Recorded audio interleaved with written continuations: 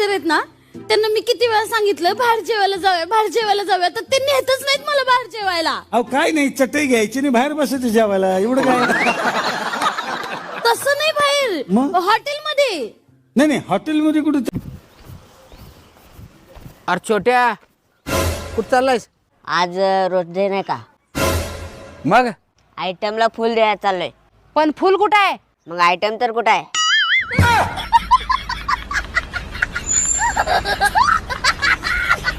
पोहे बनवायचं अवघड नसतंय हो, पोहे भिजवायचं अवघड असतंय. कारण जरा जजमेंट हुकलं की चक्क भात होते. तसं लग्न झालेल्या माणसाला एक प्रश्न विचारायचा होता.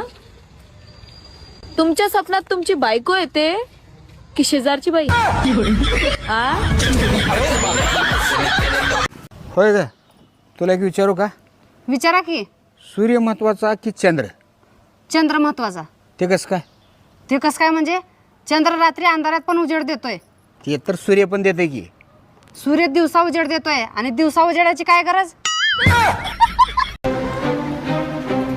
काय हो, तिकडं खाली जाऊन कुणाशी एवढ्या वेळ गप्पा मारित होतात? गर्लफ्रेंड आहे का मैत्रीण आहे? तिने आणखीन काय क्लिअर सांगितलं नाही. तुमचा मुडदा बसविला तुमचा, तिने नाही का सांगितलं तुम्हाला क्लिअर? मी सांगते ना तुम्हाला काय आहे ते क्लिअर. 2 वर्षापूर्वी जागेवर डाळिंब होतं 120 रुपये किलो. माणसंच नीट बोलायला.